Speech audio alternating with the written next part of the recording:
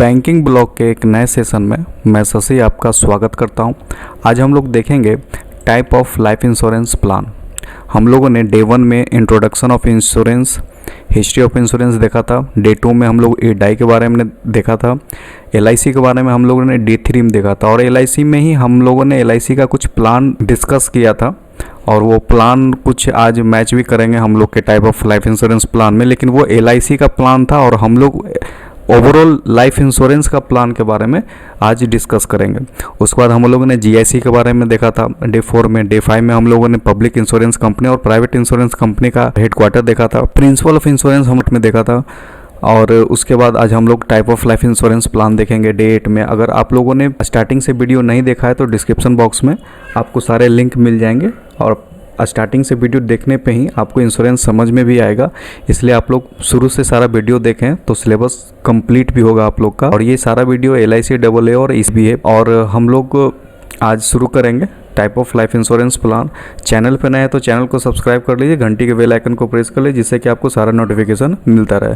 तो चलिए शुरू करते हैं हम लोग आज का topic type of life insurance plan. तो type of life insurance plan में टर्म लाइफ इंश्योरेंस के बारे में पहले बात करेंगे। टर्म लाइफ इंश्योरेंस जो प्लान है हम लोग का, तो देखिए जो हम लोग का जो लाइफ इंश्योरेंस में 3 टाइप से सारे कंपनी का अलग अलग लाइफ इंश्योरेंस प्लान होते हैं अलग अलग नामों से, लेकिन मोस्टली 3 कैटेगरी में वो डिवाइड किए हुए हैं। सबसे पहले जो पहला कैटेगरी है वो है टर्म लाइफ इंश्योरेंस प्लान।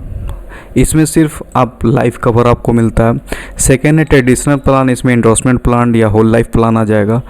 और थर्ड है यूनिट लिंक इंश्योरेंस प्लान जिसको यूलिप बोला जाता है। ये लाइफ इंश्योरेंस भी देता है, इन्वेस्टमेंट भी देता है, इन्वेस्टमेंट दोनों इक्विटी एंड डेप्ट में। और याद रखिए जो ये ट्रेडिशनल प्लान है एंडोर्समेंट प्लान जिसमें बोनस भी मिलता है, तो इसमें आपको सिर्फ इक्विटी मिलता है, डेप्ट नहीं मिलता है। तो ये मोस्टली 3 टाइप के प्लान होते हैं और ये सारे कंपनियां का ये अलग अलग इसमें अलग अलग नामों से इन लोग प्लान डेवलप करते हैं। तो चलिए शुरू करते हैं। सबसे पहले टर्म लाइफ इंश्योरेंस हम लोग देखेंगे। तो टर्म लाइफ इंश्योरेंस सीधा भाषा में कि आप एक प्लान लेते हैं और वो सिर्फ डेथ रिस्क को कवर करता है और कुछ उसमें आपको नहीं मिलता। अगर आप provide death risk cover for a specific period, एक स्पेसिफिक पीरियड के लिए आप डेथ रिस्क आपको मिलता है। इन case of life assure passes away during the policy period, अगर जिसका पॉलिसी होल्डर है वो उसका अगर डेथ हो जाता है। हम लोग देखते हैं टर्म लाइफ इंश्योरेंस। देखिए टर्म लाइफ इंश्योरेंस सीधा भाषा में यही हम लोग जानेंगे कि ये सिर्फ ओनली डेथ रिस्क कवर देता है और कुछ नहीं। एक स्पेसिफिक पीरियड के लिए अगर उस पीरियड में जो पॉलिसी होल्डर होता है उस पीरियड में अगर उसका प्री मैच्योर डेथ हो जाता है तो डेथ बेनिफिट मिलता है नॉमिनी को। इससे ज़्यादा कुछ नहीं है। अगर क्वेश्चन आपसे पूछता है कि प्योर रिस्क कवर प्लान कौन सा है, तो ये है term life insurance policy. It is a pure risk cover plan that offering high coverage at low premium. Low premium का मतलब हुआ इंश्योरेंस पॉलिसी है उसमें आपको वैल्यू ज़्यादा मिलेगा लेकिन प्रीमियम कम का होगा। लेकिन इसमें सिर्फ आपको लाइफ का एश्योरेंस होगा और कुछ नहीं। देयर इज नो पे out if the life assure outlive the policy term. इसमें क्या होता है, देखिए आप पॉलिसी लेते हैं, एक आदमी है, आपने पॉलिसी लिया टर्म लाइफ का 30 साल के लिए पॉलिसी लिया, ठीक है। 30 साल अगर आपको कुछ नहीं हो तो आपने जो प्रीमियम दिया वो रिटर्न नहीं होगा। टर्म लाइफ इंश्योरेंस सिर्फ तब काम करता है जब आपका उस पीरियड में अगर आप अनफॉर्चुनेट डेथ होता है तो आपको वो कवर देगा नॉमिनी को और कुछ नहीं। तो क्या होता है, तो कंपनियां क्या करती हैं, आपका तो प्रीमियम लगा हुआ है इसमें, तो कंपनियां ऑफर देती हैं। कौन सा ऑफर देती हैं, तो however there are companies offering term plan with return of premiums. एक प्लान होता है जिसको रिटर्न ऑफ प्रीमियम, जिसको ROP भी बोलते हैं, वो ऑफर देते हैं। ऑफर किस चीज़ देते हैं कि वेयर इज इंश्योरेंस कंपनी पे back all the paid premium amount in case of life assure outlive. अगर लाइफ अस्योर जिसका इंश्योरेंस हुआ था वो अगर जिंदा बचता है पॉलिसी पीरियड के बाद तक, तो उस केस में आपको कंपनियां पे बैक का एक ऑफ़र देती है कि भाई आप ये प्रीमियम ऑफ़र ले लीजिए तो आप अपना जो मैच्योरिटी है वो वापस पा सकते हैं। यानी जो भी प्रीमियम आपने जमा किया है 30 सालों में वो वापस पा सकते हैं। तो हम लोग को ये दोनों डिफरेंस देखना है। ये दोनों डिफरेंस को समझना बहुत ज़रूरी है क्योंकि बहुत सारे क्वेश्चन इससे निकलते हैं। सबसे पहले तो मैं आपको ये समझा देता हूँ कि रिटर्न ऑफ प्रीमियम और जो सिंपल टर्म लाइफ है, इसमें डिफरेंस क्या होता है। तो सबसे पहले आपको समझना होगा कि ये टर्म लाइफ सस्ता क्यों है, ये टर्म लाइफ सस्ता कैसे है और क्यों है।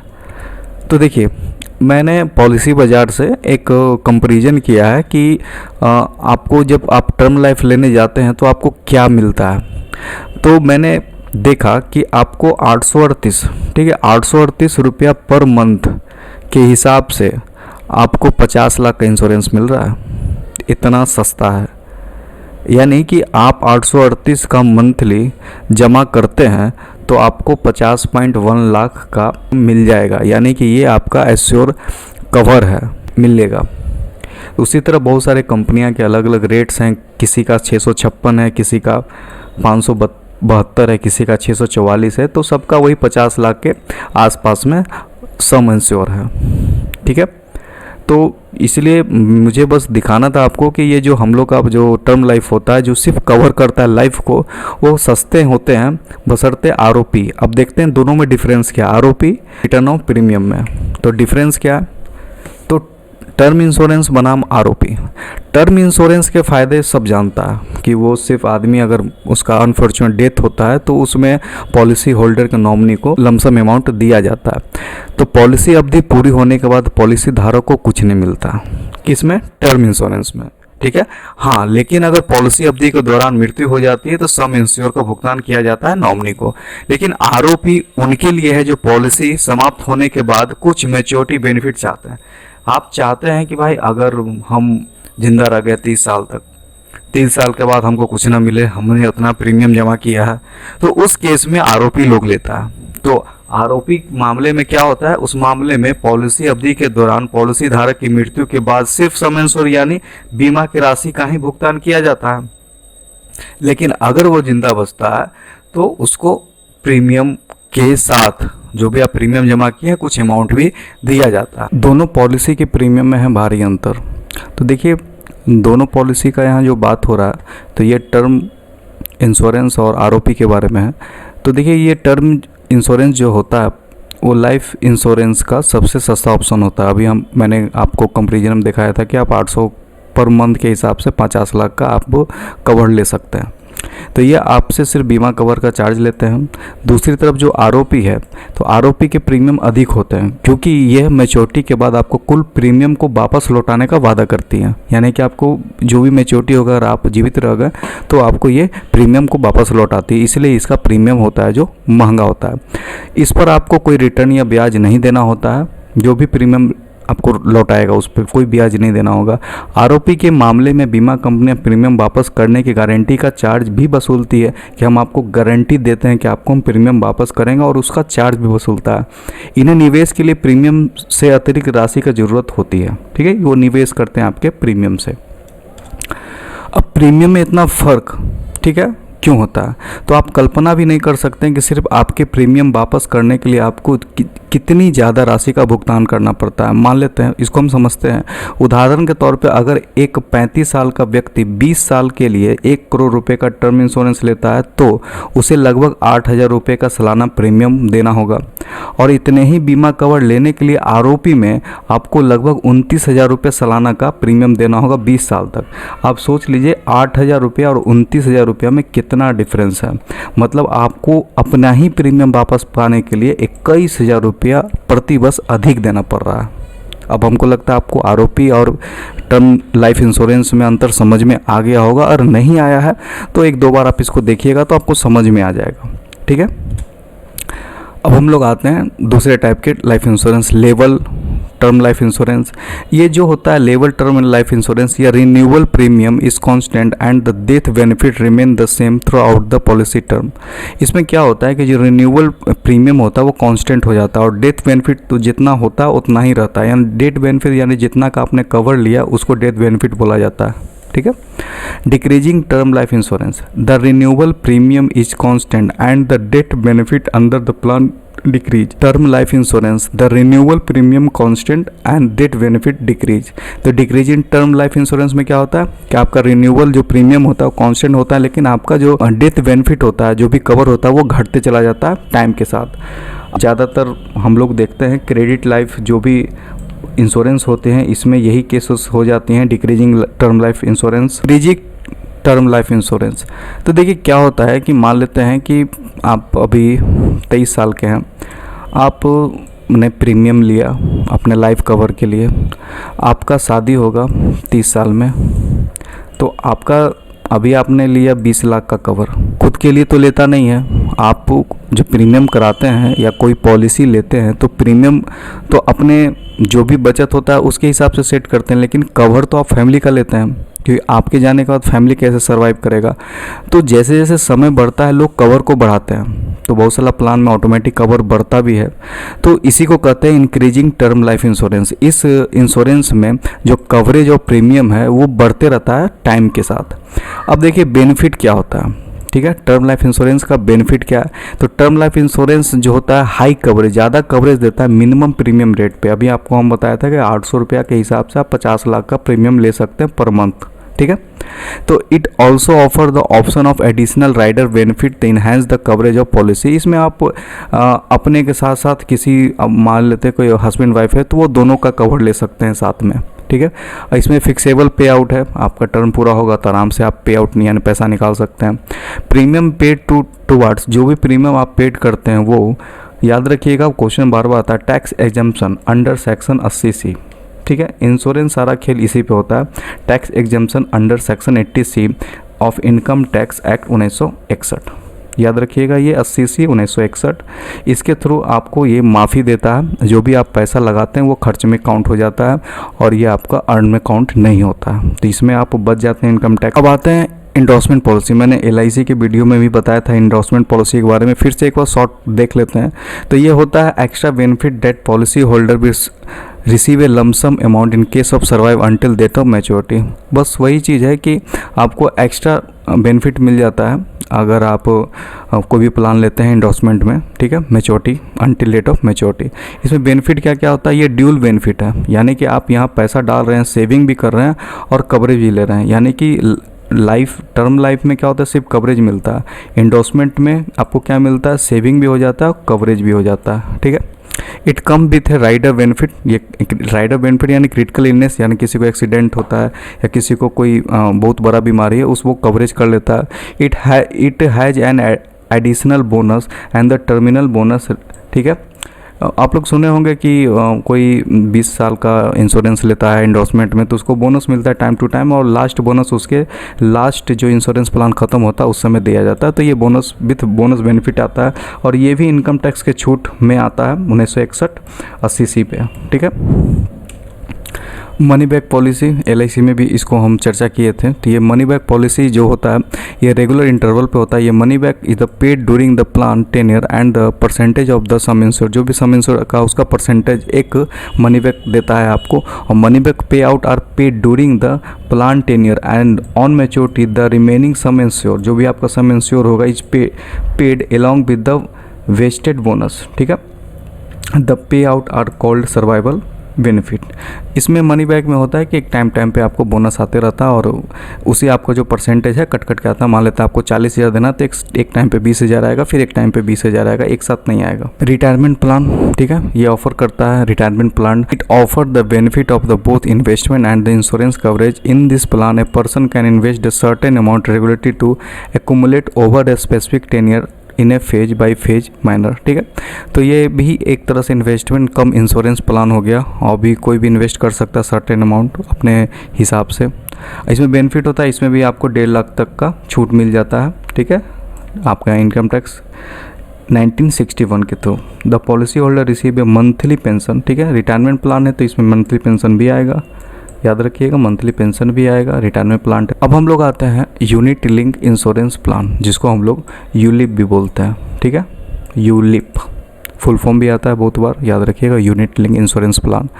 तो मैंने स्टार्टिंग में बताया था 3 तरह के प्लान होते हैं जनरली। एक होता है टर्म प्लान, एक होता है ट्रेडिशनल जिसमें हम लोग दोनों आ जाते हैं, कवरेज भी लेते हैं और हम लोग बेनिफिट भी लेते हैं, इन्वेस्टमेंट भी लेते हैं। अब आता है यूनिट, इसमें इन्वेस्टमेंट और डेप्ट और इक्विटी दोनों आता है, बस अंतर यही है, यानी इससे थोड़ा सा और अच्छा होता है इन्वेस्टमेंट के मामले में।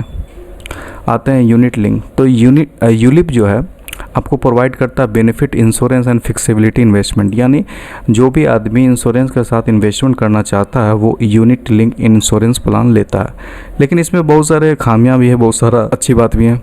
तो यूलिप में क्या होता है, the cash value of the policy very the according to the current net asset value of the underlying investment asset. देखिए यूलिप में जो भी लोग पैसा लगाता है उसको लाइफ इंश्योरेंस कंपनियां कहीं पे कोई चीज़ सरकारी बॉन्ड खरीद लेते हैं या कहीं पे इन्वेस्ट कर देती है। तो जो आपका पैसा जहां लगा हुआ है वहां पे क्या वैल्यू है आपके पैसे के, उसके हिसाब से यूलिप में आपको पेमेंट मिलता है। तो यूलिप में दो तरह के पेमेंट होते हैं, एक तो होता है आपका वैल्यू, जो भी वैल्यू होते हैं, एक होता है कवरेज। ठीक है, आगे जाके हम दोनों क्लियर कर देंगे। The premium paid is use to purchase unit in investment asset chosen by the policy holder.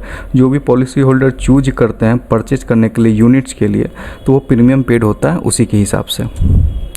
Type of ULIPs, अब देखिए यूलिप्स का जो टाइप्स होता है वो भी दो भाग में बटा हुआ है। पहला तो है vest on risk and investment. तो पहला इक्विटी फंड। इक्विटी फंड में क्या, यूलिप फंड आर इन्वेस्टेड, सबसे पहले जो इन्वेस्ट होता है कंपनी स्टॉक इक्विटीज में। ठीक है, इसका जनरल एम होता है capital appreciation and follow to high risk. Income fix interest and bonus fund, funds are invested in government security. तो इस केस में क्या, आपका जो पैसा है वो कहाँ पे इन्वेस्ट होता है, गवर्नमेंट सिक्योरिटी में, फिक्स इनकम सिक्योरिटी में, कॉर्पोरेट बॉन्ड में। और ये ऑफर देता है मीडियम रिस्क को। ठीक है, इसमें सब मीडियम रिस्क होता है और इक्विटी फंड में हाई रिस्क होता है।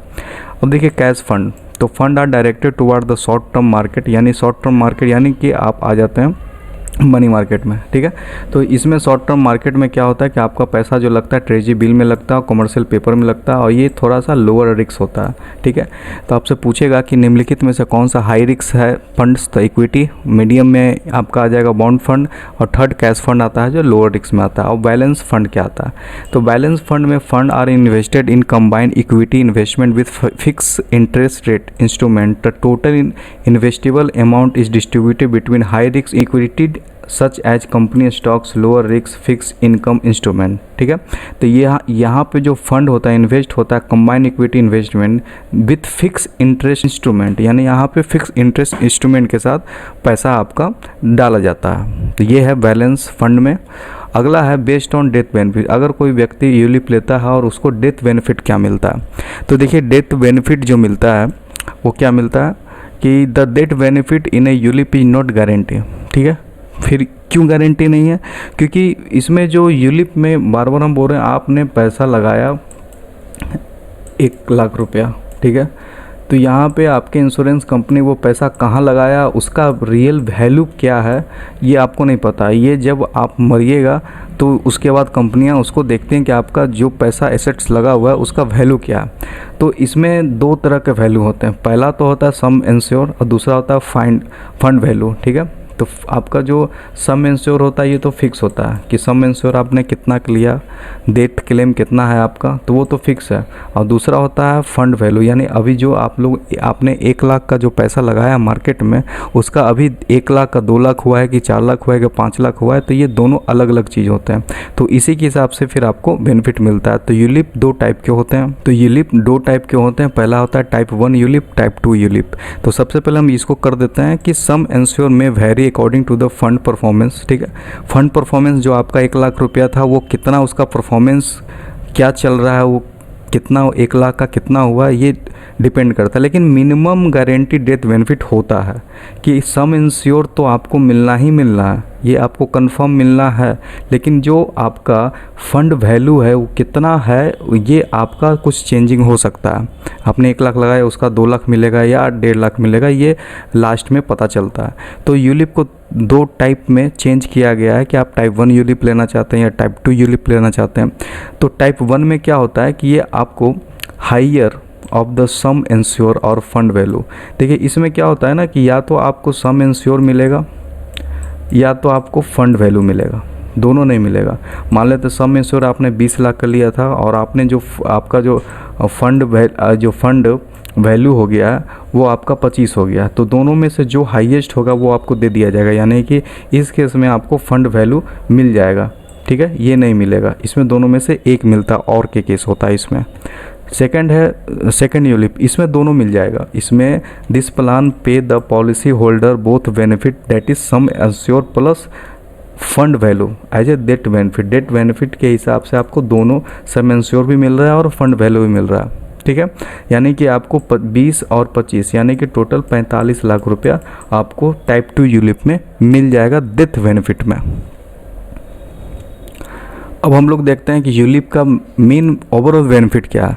तो देखिए यूलिप में क्या होता है, ये ऑफर करता है facility to switch between the fund, कभी भी फंड को स्विच कर सकते हैं, इसके जगह इसमें जा सकते हैं, इसके जगह इसमें जा सकते हैं। तो जो टैक्स बेनिफिट है ये अवेलेबल होता है, आप बताए थे इनकम टैक्स के थ्रू आपको 1.5 लाख तक इसमें भी आपको टैक्स बेनिफिट मिलेगा। तो it allow the policy holder to make a partial withdrawal within the tenure of the policy after 5 year. देखिए यूलिप में क्या होता है ना कि आप जो भी पैसा लगाते हैं ये 5 साल का लॉक इन पीरियड होता है, 5 साल तक आप पैसा नहीं निकाल सकते, ठीक है। अगर निकालिएगा तो कुछ चार्जेज लगेंगे, अगर पैसा आपको निकालना है तो 5 साल के बाद निकालेंगे तो आपको चार्जेज नहीं लगेंगे। आगे जाके हम चार्जेज भी बताएंगे कौन कौन से चार्जेज लगते हैं यूलिप में, ठीक है। तो इसमें बताया जा रहा है कि आपको जो पॉलिसी विड्रॉवल होता है वो 5 साल, आफ्टर 5 साल आप उसको निकाल सकते हैं, कोई दिक्कत नहीं है, कोई प्रॉब्लम नहीं, आपको अलाउ करता है पॉलिसी होल्डर को। All unit linked product other than pension and unity product shall provided minimum maturity cover और health cover, ये दोनों में कम से कम हेल्थ और मोर्टेलिटी कवर मिलता ही है। अब यूलिप के द्वारा चार्ज क्या लगाया जाता है, तो जैसा कि मैंने बताया कि 5 साल आपका लॉक इन पीरियड होता है, 5 साल के पहले आप अगर पैसा निकालना चाहते हैं तो कुछ चार्जेज लगता है। तो ये एडाई के गाइडलाइन है, 2.5% से ज़्यादा नहीं होना चाहिए और 10 साल के लिए 3% से ज़्यादा नहीं होना चाहिए। जो यूलिप का चार्जेज है, चार्जेज कितने टाइप के होते हैं, तो चार्जेज जो होते हैं यूलिप के द्वारा जो चार्ज लगाया जाता है, इसमें क्वेश्चन आता है निम्नलिखित में से कौन सा चार्ज यूलिप के द्वारा लगाया जाता है। तो इसमें जो चार्जेज हैं, पहला है प्रीमियम एलोकेशन चार्ज, दूसरा है पॉलिसी एडमिनिस्ट्रेशन चार्ज, तीसरा है फंड मैनेजमेंट चार्ज, चौथा है सरेंडर चार्ज, पाँचवा है स्विचिंग चार्ज, छठा है मोर्टेलिटी चार्ज, ठीक है। ये इतने टाइप के चार्ज यूलिप में लगाए जाते हैं। जो भी यूलिप में पैसा आपने लगाया है आप उस पैसा के एवज में लोन भी ले सकते हैं। तो उसमें सिर्फ इतना ध्यान रखना है कि जो यूलिप पॉलिसी सेल नॉट भी एग्जिस्ट 40%, ठीक है, 40% से ज़्यादा उसका एसेट वैल्यू नहीं होना चाहिए और मोर देन 60% टोटल शेयर का 60% होना चाहिए। लाइफ इंश्योरेंस पॉलिसी, ये जो पॉलिसी है इसमें लाइफ इंश्योरेंस पॉलिसी प्रोवाइड करता है life coverage until the life of the life ensure. अगर आप जब तक आपका लाइफ है the policy stay in force through out the life is if the life assure पे द प्रीमियम, ठीक है। ये होल लाइफ जब तक आप जिंदा हैं तब तक ये पॉलिसी आपको काम करता है, चलते रहता है। Usually the maturity age is 100 year, कम से कम मतलब मैक्सिमम 100 ईयर मान के चलिए। If the life insure die before the age 100 the nominee receive the sum insure and tax benefit. Child plan, it is the an insurance cum investment plan, ये आपको help करता है individual a build a corporate for finance children education and marriage, ठीक है। कोई भी child plan लेता है अपना बच्चा का शादी या बच्चा का पढ़ाई के लिए, तो इसमें भी इन्वेस्टमेंट हो गया आपका, आप शुरू से पैसा लगा रहे हैं तो वो पैसा आपको बाद में काम ही आ रहा है, तो एक इन्वेस्टमेंट ही है और ये पैसा बाद में जाके शादी और एजुकेशन में काम आ जाता है। और इसमें भी सम इंश्योर मिलता है, ठीक है, अगर ठीक है प्रीमेच्योर डेट होता है तो उस केस में भी आपको सम इंश्योर दिया जाता है। Type of insurance, type of life insurance कर लिया है। आज हम लोग का डे 8 है और चैनल पे आप लोग बने हैं, चैनल का वीडियो आपको अच्छा लगता होगा तो ज़रूर चैनल को सब्सक्राइब कर लीजिए और शेयर कर दीजिए, लाइक कर दीजिए, कमेंट भी कीजिए। कल हम लोग फिर इंश्योरेंस फ्रॉड और इंश्योरेंस ऑब्लिगेशंस पे हम लोग वीडियो बनाएंगे और कल फिर मिलते हैं, तब तक के लिए थैंक यू।